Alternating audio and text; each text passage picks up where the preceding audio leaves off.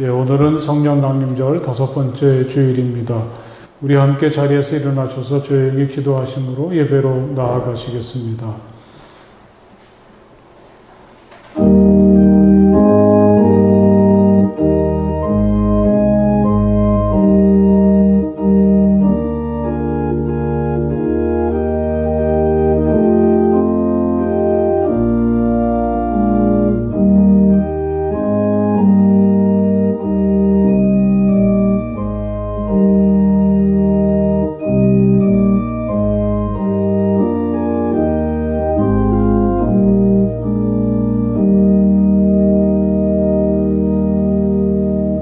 나의 임금님이신 하나님, 내가 주님을 높이며 주님의 이름을 영원토록 송축하렵니다.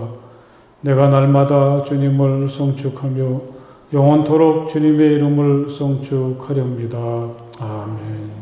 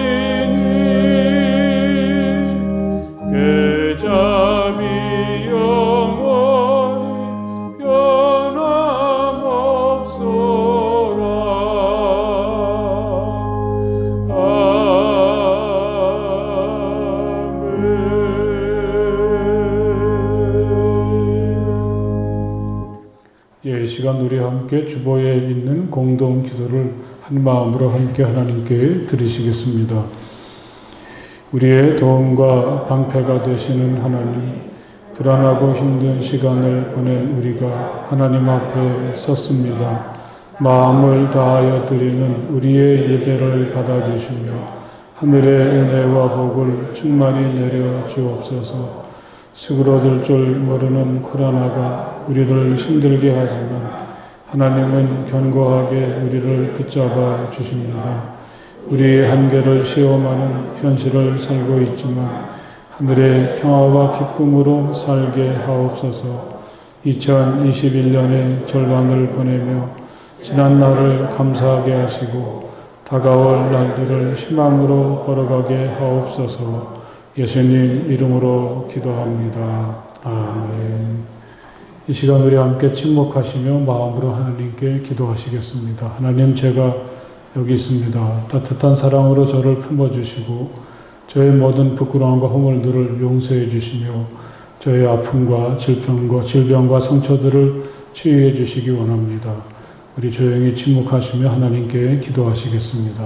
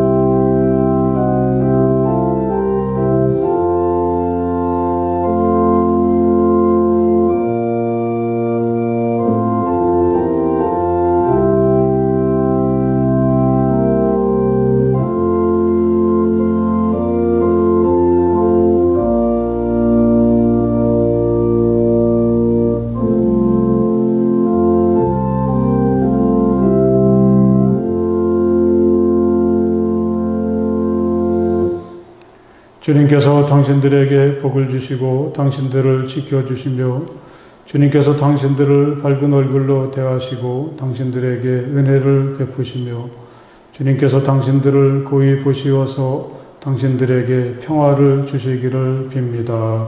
아멘.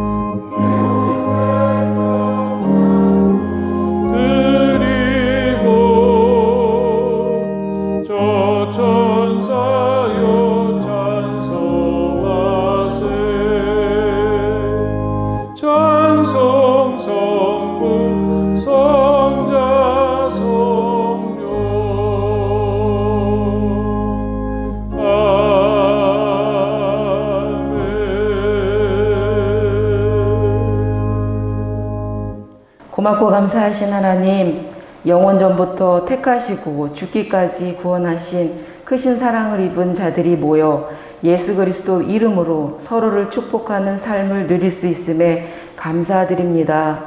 그런 사랑을 입은 우리가 하나님 아버지께서 찾으시는 한 영혼을 향한 사랑과 열정이 우리 안에 턱없이 부족했음을 고백합니다. 하나님 나라와 그 행위를 구해야 함을 입술로 시인하면서도 우리의 손발은 내 육체와 평안과 내 유익을 향하였습니다. 용서하여 주옵소서. 항상 우리와 동행하시는 하나님으로 진정한 깊은 관계 안에서 충만케 하여 주옵소서. 항상 예수 그리스도를 전할 수 있는 담대함과 진실한 사랑으로 세상을 놀라게 하고 하나님을 기쁘시게 하길 원합니다. 코로나19로 인해 어렵고 힘든 시기를 보내고 있지만 예배와 영상 예배를 통해 위로받게 하시고 주님의 은혜 안에 코로나19가 물러갈 수 있도록 인도해 주옵소서. 믿음이 소홀해지지 않고 주님을 붙잡고 기도와 말씀으로 더욱 굳건해지는 성암교회 성도님들 되게 해 주옵소서. 어렵고 힘든 시기지만 잘 이겨내게 하시며 건강과 가족 모두 화합할 수 있는 성도님들 되게 해 주옵소서. 말씀을 듣고 단위에 세우신 목사님, 영육간의 강건함 주시고 말씀을 선포하실 때마다 저희들 모두 아멘으로 화답하는 은혜의 시간, 능력의 말씀 되실 줄 믿습니다. 지금은 처음 시간이 오니 마치는 시간까지 주님 홀로 영광 받으시옵고 이 말씀 우리 주 예수 그리스도 이름으로 기도드립니다. 아멘. 오늘 하나님의 말씀은 고린도후서 8장의 말씀이 되겠습니다. 신약성경 고린도후서 8장 1절에서부터 7절의 말씀을 다 찾으십시오. 이제 제가 봉독하겠습니다. 형제 자매 여러분, 우리는 하나님께서 마케도니아 여러 교회에 베풀어 주신 은혜를 여러분에게 알리려고 합니다. 그들은 큰 환난의 시련을 겪으면서도 기쁨이 넘치고 극심한 가난에 쪼들리면서도 넉넉한 마음으로 남에게 베풀었습니다. 내가 증언합니다. 그들은 힘이 닿는 대로 구제하였을 뿐만 아니라 오히려 힘에 지나도록 자원해서 하였습니다.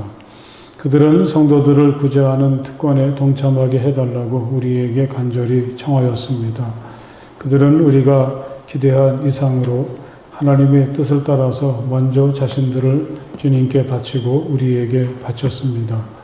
그래서 우리는 디도에게 청하기를 그가 이미 시작하신 대로 이 은혜로운 일을 여러분 가운데서 완수하라고 하였습니다. 여러분은 모든 일에 있어서 뛰어납니다. 곧 믿음에서, 말솜씨에서, 지식에서, 열성에서, 우리와 여러분 사이의 사랑에서 그러합니다. 여러분은 이 은혜로운 활동에서도 뛰어나야 할 것입니다. 아멘. 한 주간도 잘 지내셨습니까? 참 반갑습니다. 무덥고 또 분주한 한 주간을 보내고 다시 하나님 앞에 나오신 여러분들을 하나님께서 따뜻한 사랑으로 품어주시고 또 하나님께서 주시는 기쁨과 평화가 우리 가운데 가득하시기를 간절히 바랍니다. 우리 옆에 계신 분들하고 하나님의 기쁨과 평화가 가득하시기 바랍니다. 인사 한번 해보십시오. 하나님의 기쁨과 평화가 가득하십시오.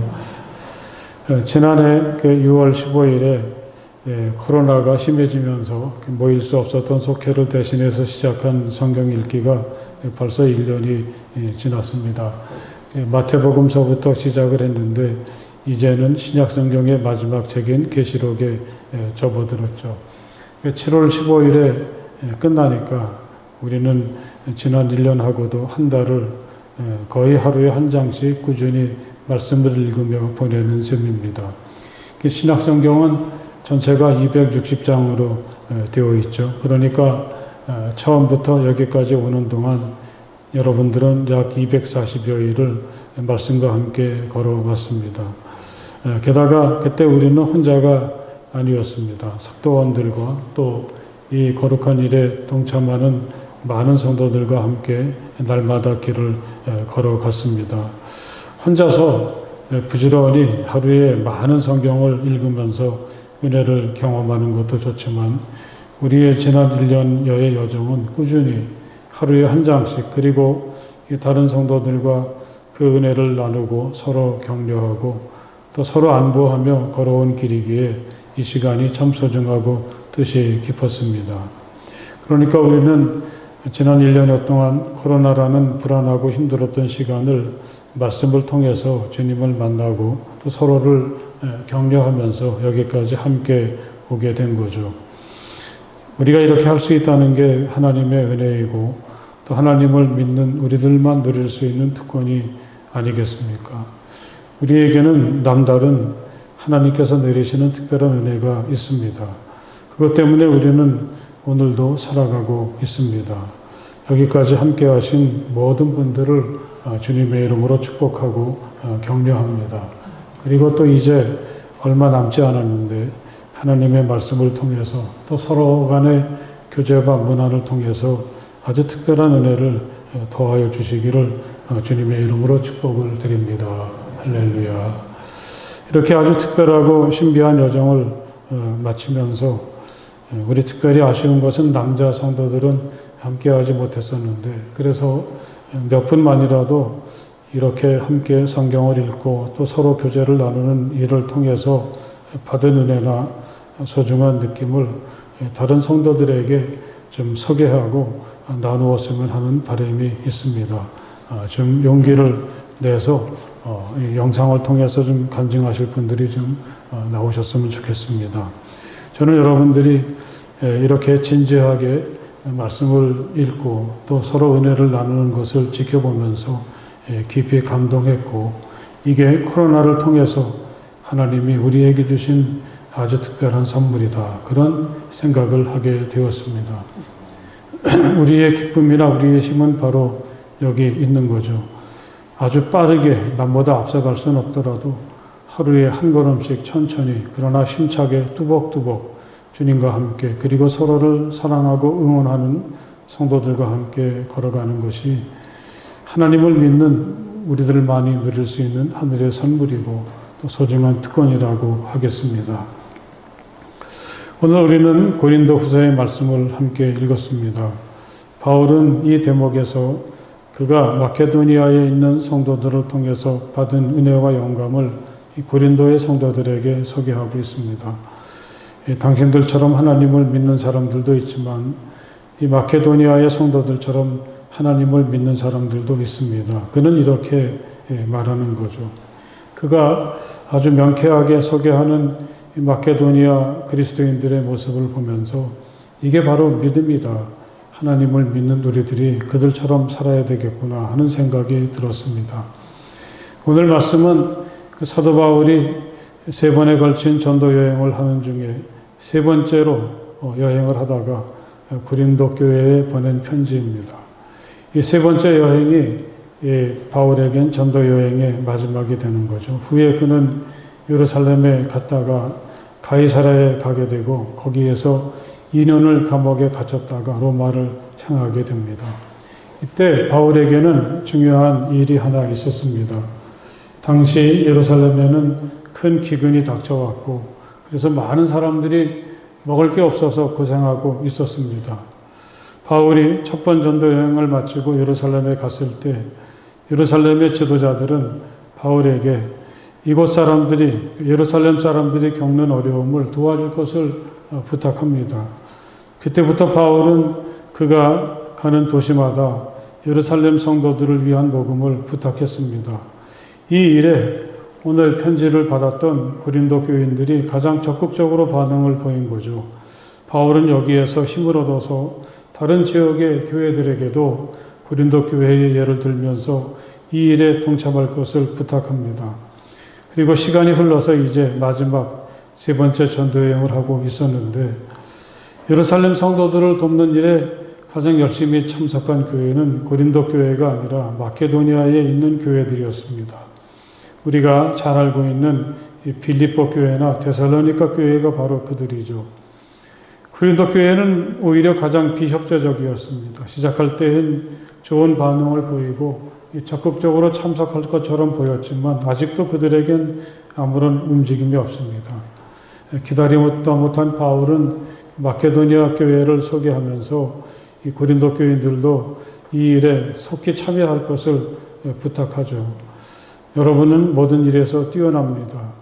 곧 믿음에서, 말솜씨에서, 지식에서, 열성에서, 우리와 여러분 사이의 사랑에서 그러합니다. 여러분은 이 은혜로운 활동에서도 뛰어나야 할 것입니다. 이렇게 바울은 그들의 장점을 칭찬하면서 이 일에 동참할 것을 부탁합니다. 마케도니아의 성도들은 도대체 어떻게 한 것입니까? 우리가 비록 그들의 얼굴도 볼 수 없고 그들이 누군지도 알 수는 없지만 이렇게 예수를 믿는 사람도 있었구나. 그들이 한 일을 보면서 감탄하게 됩니다. 먼저 그들은 예루살렘 성도들을 돕는 일을 특권처럼 여겼다고 말하고 있습니다. 오늘 4절에 보면 그들은 성도들을 구제하는 특권에 동참하게 해달라고 우리에게 간절히 청하였습니다. 참 놀라운 마음이 아니겠습니까? 이 고린도 교인들이 그토록 구제하는 일에 지지부진한 까닭이 무엇일까요? 그들은 이걸 별로 하고 싶지가 않았습니다. 이것은 하기 싫은 부담이죠. 아마 그들은 한 번도 얼굴도 보지 못한 예루살렘 사람들을 위해서 자신의 것을 바쳐야 된다는 게 이해가 되지 않았을지 모릅니다. 그런데 이 마케도니아 사람들은 달랐습니다. 그들은 자기들이 이렇게 할 수 있다는 것을 특권이라고 생각하고 있다는 말씀입니다.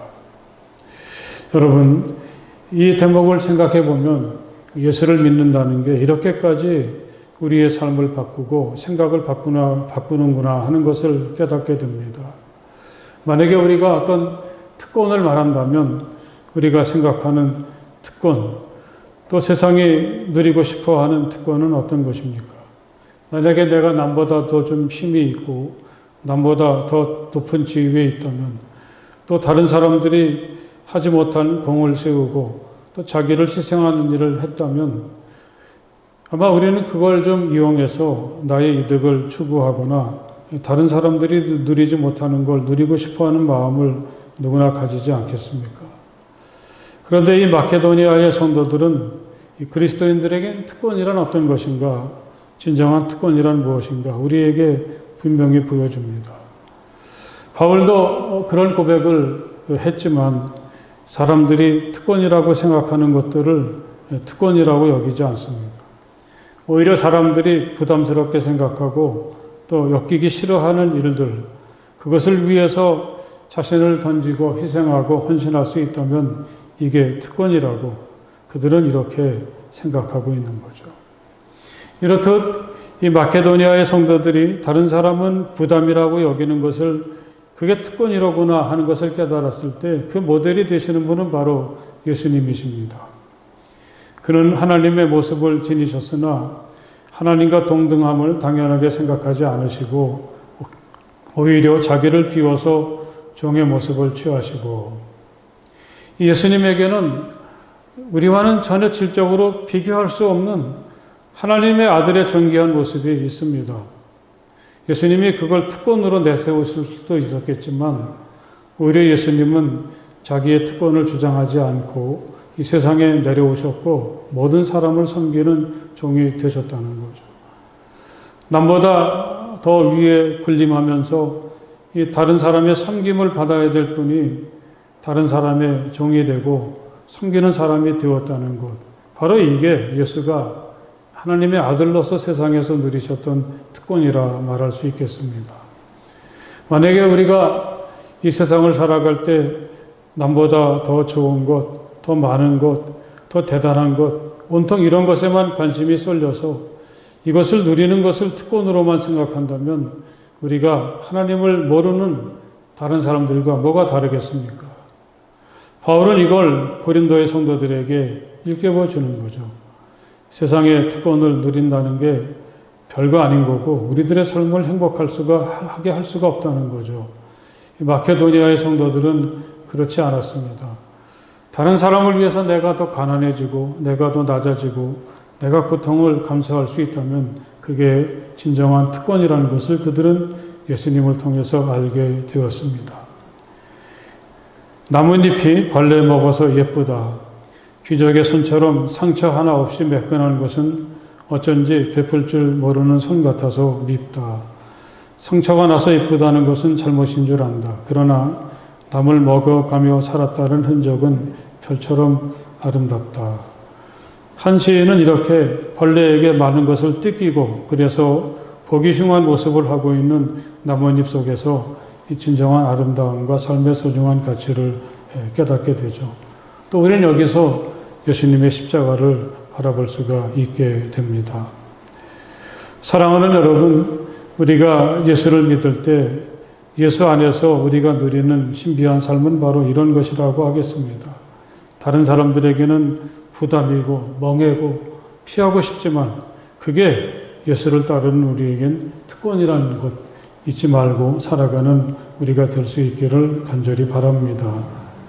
또한 우리가 비록 힘들고 불안한 오늘을 살고 있지만 우리가 이 세상을 살 때 기쁨을 잃지 않는다면 그리고 그 기쁨이 예수님을 통해서 우리에게 주신 기쁨이라면 그래서 어떤 형편 속에서도 기쁘게 살아갈 수 있다면 이것 또한 우리가 예수님을 통해서 누리는 또 하나의 신앙인의 특권이라고 하겠습니다. 오늘 2절의 말씀을 보면 그들은 큰 환난의 시련을 겪으면서도 기쁨이 넘치고 극심한 가난에 쪼들리면서도 넉넉한 마음으로 남에게 베풀었습니다. 이렇게 바울은 소개하죠. 그들은 큰 환난의 시련을 겪으면서도 기쁨이 넘쳤다. 바울은 이렇게 그들의 역설적인 정말 신비한 기쁨을 소개하고 있습니다. 바로 이 기쁨이 우리가 예수를 믿는 사람으로서 누리는 특권이 아니겠습니까? 이 큰 환난의 시련과 기쁨은 우리들의 상식으로는 도저히 양립할 수가 없는 거죠. 그들은 정말 그랬습니다. 우리가 사도행전이나 바울의 편지를 통해서 이 사람들의 형편을 짐작해 보면 그들은 예수를 믿는다는 것 때문에 큰 환난의 시련을 겪었던 사람이죠. 바울은 빌립보에 도착해서 귀신 들린 한 여성을 고쳐주었다가 흠신 매를 두드려 맞고 감옥에 갇혀야 됐습니다. 그래도 그 밤에 바울과 실라는 감옥 속에서도 하나님을 찬양하고 기도했다고 합니다.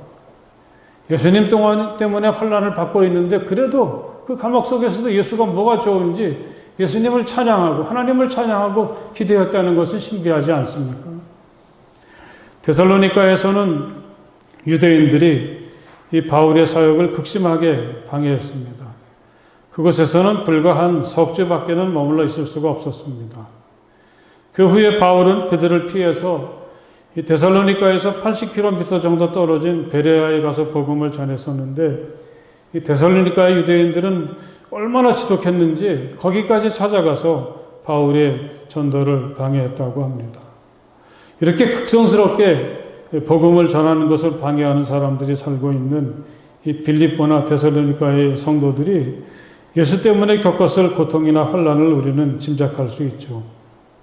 베레아를 떠나서 바울은 배를 타고 아테네를 거쳐서 고린도까지 아주 멀리 가는 동안에 마케도니아에 대해서 단념하고 말았을 것입니다. 이렇게 반대가 심하고 자신이 오래도록 머무르지도 못했었는데 그런데 그 결과는 정반대로 나타났습니다.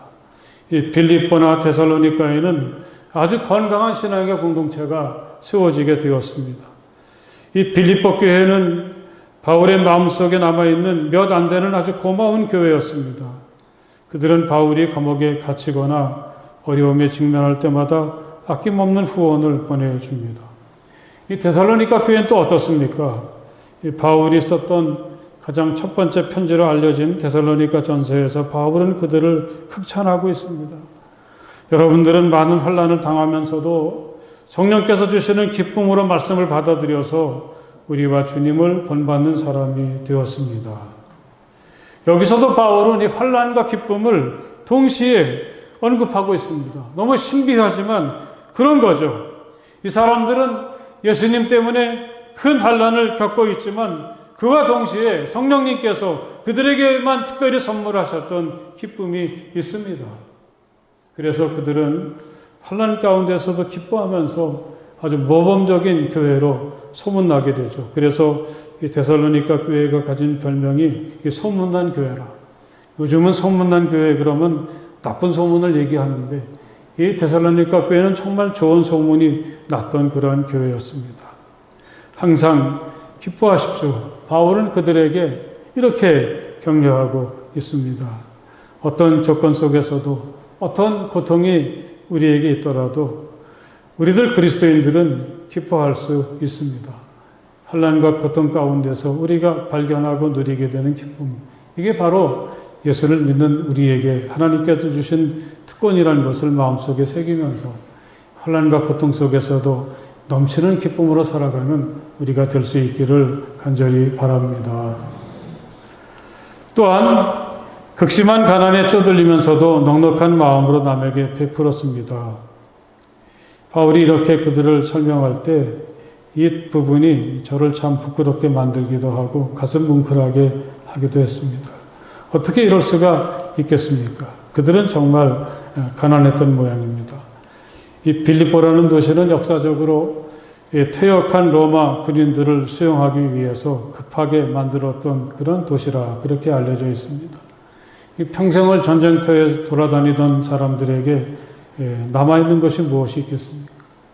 그들은 아무것도 갖추어지지 않은 낯선 곳에서 맨몸으로 시작해야만 했겠죠. 이렇게 극심한 가난에 쪼들리던 이 사람들이 가진 것이 지나쳤던 고린도 교회와 좋은 대조를 이룹니다. 고린도인들은 가진 것은 많았지만 남에게 베푸는 데는 아주 인색하죠. 하지만 이 마케도니아 사람들은 가난에 쪼들리면서도 넉넉한 마음으로 남에게 베풀었다고 바울은 말합니다. 환난과 기쁨이 양립할 수 없는 것처럼 가난에 쪼들리는 것과 넉넉한 마음은 도저히 함께할 수가 없는 것 같습니다. 도대체 이 사람들은 어떻게 이렇게 할 수가 있을까요? 가진 것이 많아도 쪼들리고 궁핍하게 사는 사람들이 많은데 가진 것이 없으면서도 어떻게 이렇게 넉넉한 마음을 가지고 살아갈 수가 있을까? 전에도 소개해드렸지만 이 세상을 떠나신 소설가 박완서 선생이 자기 어머니를 그렇게 회고하죠. 6.25가 끝나고 모든 것이 부족한 시절인데도 사람들이 집에 찾아오면 한 사람도 그냥 보내지 않았다는 거죠.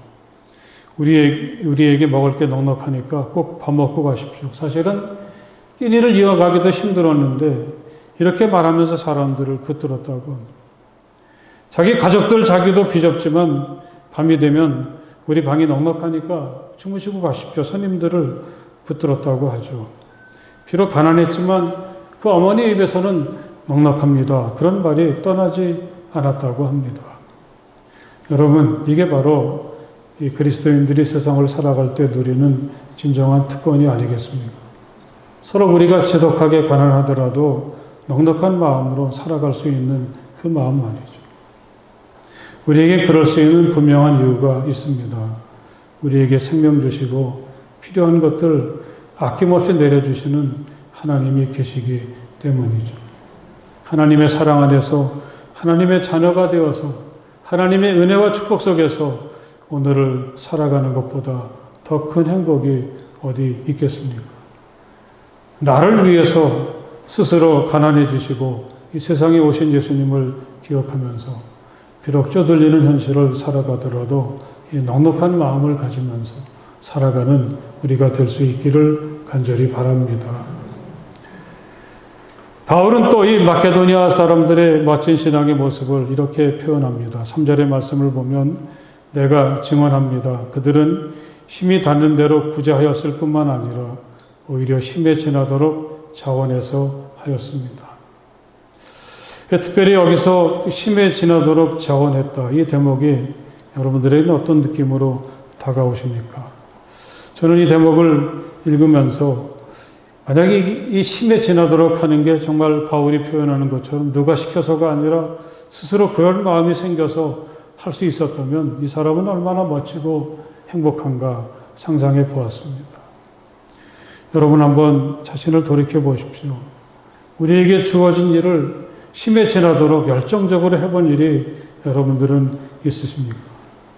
특별히 그들이 이렇게 힘에 지나도록 열심히 자원해서 했던 일이라는 게 돈이 많이 생기거나 남들이 알아주는 일이 아니지 않습니까? 얼굴도 보지 못한 멀리 떨어져 있는 사람들을 돕는 일인데 그 일을 그들은 이렇게 했다는 거죠. 여러분, 우리가 예수를 통해 배우고 우리가 누리는 특권이 있다면 바로 이런 삶이 아니겠습니까? 우리가 삶에 대해서 알면 알수록 우리는 스스로 무엇인가를 선택하고 나름대로의 삶을 추구한다는 것이 두렵기도 하고 어렵다는 것을 점점 더 깨닫게 되죠. 그러는 동안에 힘에 지나도록 어떤 것을 하려고 하는 마음들은 다 없어지고 그저 적당히 하자. 내게 주어진 삶을 마치 마지못해서 사는 것처럼 끌려가는 것처럼 그렇게 하게 됩니다. 서로 그것이 우리의 직업이라고 할지라도 힘에 지나도록 자원해서 누가 보든지 안 보든지 열정을 가지고 하게 되는 경우는 많지 않은 것 같습니다. 예수가 가진 매력이 바로 여기 있다고 하겠습니다. 예수를 따르는 삶이라는 게 바로 그런 거죠. 아, 이게 진정한 나의 일이로구나. 바로 이렇게 사는 거야. 예수를 따르다 보면 처음에는 선뜻 발걸음이 내키지 않았다가도 주님을 따르다 보면 우리는 그런 소중한 가치를 발견할 수가 있습니다. 그래서 내가 오늘을 살고 있는 것에 대해서 자부심을 가지게 되고 당당하고 소신 있게 또 단 하루를 살아도 사는 것처럼 우리들의 길을 걸어갈 수가 있습니다. 우린 제자들이 예수님께 부르심 받던 이야기를 잘 알고 있습니다. 베드로와 안드레, 야고보와 요한이 그들이죠. 그들은 갈릴리 바다에서 고기 잡는 일을 하다가 제자가 되었는데 나를 따라오너라. 내가 너희를 사람을 낚는 어부가 되게 하겠다. 예수님은 단지 이렇게만 말씀하셨을 뿐입니다. 그런데도 그들은 모든 걸 버리고 예수를 따르지 않습니까? 예수를 따르는 일이 정말 좋습니다. 세상의 그 어떤 좋은 것도 예수님을 따르고 예수처럼 살아가는 삶과는 비교할 수 없습니다. 그런 고백이 그들의 행동에는 담겨 있습니다. 바울도 그런 고백을 하지 않습니까? 예수를 만난다 하면 그 어떤 것도 눈에 들어오지 않았습니다. 그에겐 오직 예수뿐입니다. 혹시라도 예수를 놓칠까 봐 그리스도 예수께서 나를 사로잡으셨으므로 나는 그것을 붙들려고 쫓아가고 있습니다. 바울은 이렇게 얘기하죠. 이건 누가 억지로 시켜서는 할 수가 없는 일이죠. 그만큼 예수가 매력적인 것이고 예수님을 따르는 일이라면 힘에 지나도록 하고 싶은 마음들이 자유롭게 자동적으로 생겨나기 때문입니다. 사람들이 보통 말하기를 즐기는 사람은 당해낼 수 없다. 그렇게 얘기하죠. 이 마케도니아 성도들이 힘에 지나도록 자원해서 하는 이 사람들이 인생을 정말 기쁘게 살고 즐기며 사는 사람들이 아니겠습니까? 자신의 모든 것을 걸고 부지런히 예수님 바라보면서 예수님과 함께 달려가는 사람들이죠. 여러분, 이젠 우리 모두가 이렇게 살 수 있게 되기를 간절히 바랍니다. 어떤 게 좋지? 어떤 게 내게 유익하지? 이것저것 따지고 가만히 앉아서 계산만 하다가는 우리들의 삶은 진짜 한번 시작해보지도 못하고 끝내버릴 수도 있습니다. 하나님께서 내게 허락하신 모든 것들을 기꺼이 받아들이며 마지못해서 살아가는 게 아니라 힘에 지나도록 열정적으로 즐겁게 살아가는 우리 모두가 될 수 있기를 간절히 바랍니다. 또 다른 말도 많고 많지만 삶이란 나 아닌 그 누구의 기꺼이 연탄 한 장이 되는 것이다. 연탄이란 시로 유명해진 안도인 시인이 또 이렇게 우리들의 삶을 규정하죠. 연탄은 자신을 불태워서 세상을 따스하게 하고 다 타고 남은 자는 산산이 으깨어져서 미끄러운 눈길을 사람들이 다닐 수 있게 합니다. 이게 바로 마케도니아의 성도들이 예수를 통해 깨달았던 진정한 삶인 거죠. 예수처럼 자신을 던지고 희생해서 세상을 밝게 하고 누군가에게 하나님의 사랑과 희망을 전달하는 것. 이게 오늘 살아가는 우리가 예수를 통해서 누리는 특권이라고 하는 것. 여러분 마음 깊이 새기시기를 간절히 바랍니다. 기도하시겠습니다. 하나님 참 감사합니다. 엉뚱한 것들을 자신들의 공로로 내세우고 자신들의 특권이나 인생의 전리품처럼 여기는 이 세상 가운데서 우리는 진정한 특권이 우리가 진정한 예수님의 사람이 되어서 사는 것에 있음을 깨닫게 도와주시니 정말 감사합니다. 누구에게 기꺼이 베풀 수 있다면 혼란 속에서도 기쁨으로 살아갈 수 있다면 또 가난 속에서도 넉넉함을 잃지 않을 수 있다면 정말 소중한 가치를 위해서 힘에 지나도록 자원해서 달려갈 수 있다면 바로 그것이 주님이 사셨던 삶이고 우리가 예수 안에서 누리는 소중한 특권인 줄 믿습니다. 마케도니아 성도들이 그렇게 살았던 것처럼 오늘 우리들도 이렇게 살아갈 수 있도록 복내려 주시옵소서. 예수님 이름으로 간절히 기도드렸사옵나이다. 아멘.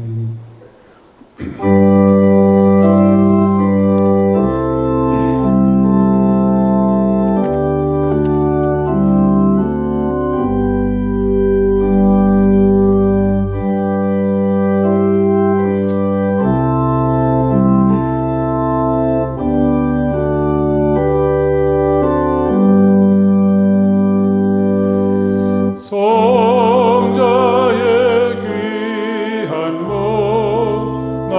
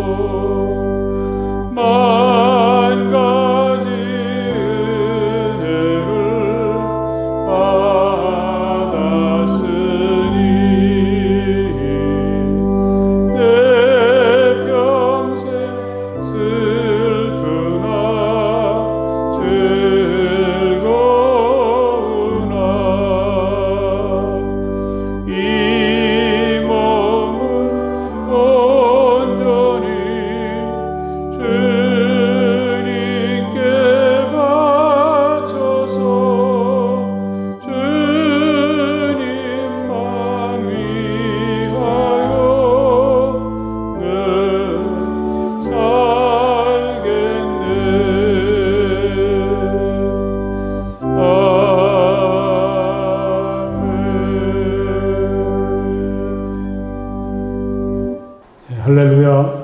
오늘 이렇게 이곳에 와서 또는 가정에서 영상을 통해서 예배하는 모든 분들을 하나님께서 축복해 주시고 또 기쁨이 넘치는 삶으로 이끌어 주시기를 간절히 바랍니다. 우리 옆에 계신 분들하고 사랑하고 축복합니다. 함께 인사하십시오. 사랑하고 축복합니다. 이 다음 주일은 이 7월 첫 주일인데 또 백주감사절로 지키는 날이기도 합니다. 원래 구약성경에서는 첫 곡식을 드리는 절기의 의미가 있기도 하지만 또 우리가 우리의 삶 속에서 생각해 보면 우리의 시간표 속에서는 또 한 해의 절반을 감사하고 또 희망 속에서 하나님의 축복 속에서 시작하는 소중한 날인데 함께 나와서 감사하며 또 희망을 가지고 시작하는 축복을 함께 누리시길 바랍니다.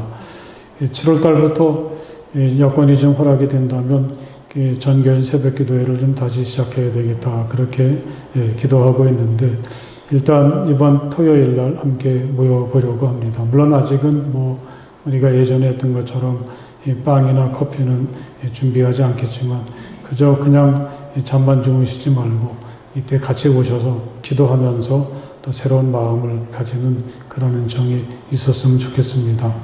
7월 11일 주일날 오전 11시 예배 후에 우리 속장, 인도자 모임을 가지도록 하겠습니다. 이제 성경 읽기가 다 끝나가는데 거기에 대한 그 평가나 또 그 이후의 일을 같이 좀 의논하려고 하니까요. 가급적이면 두 분이 다 참석하시고 또 시간상 참석하시기 어려운 분들은 두 분 중에 한 분은 꼭 참석을 하시기 바랍니다.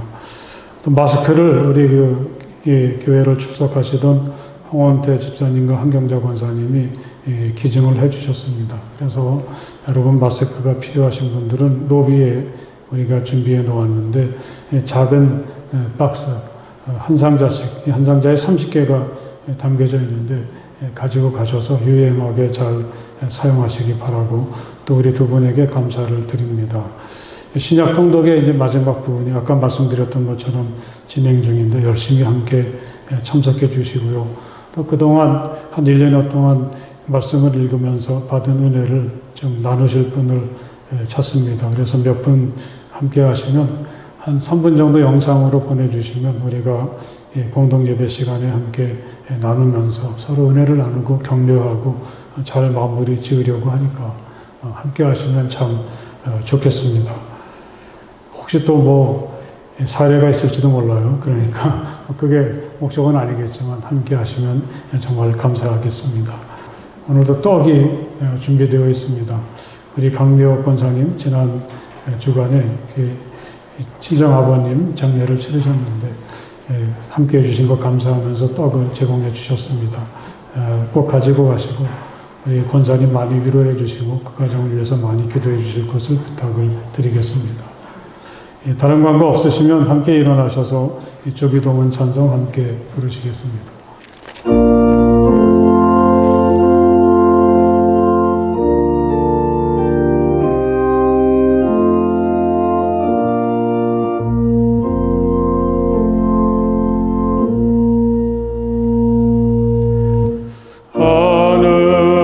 하늘에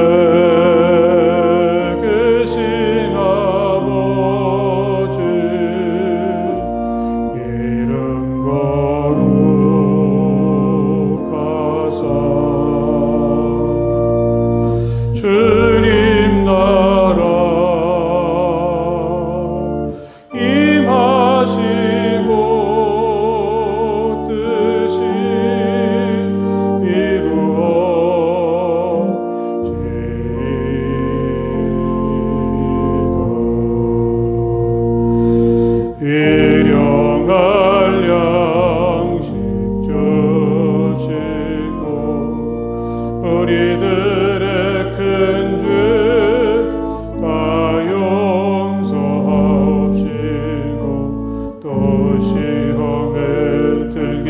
하시고 악에서 구원하소서. 대개 주의 나라 주의 권세 주의 영광 영원히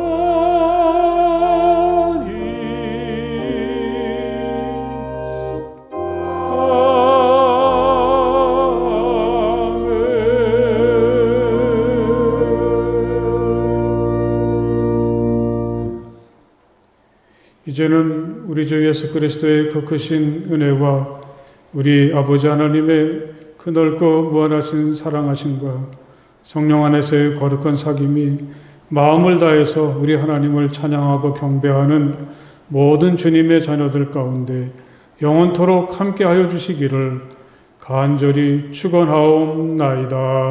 아멘.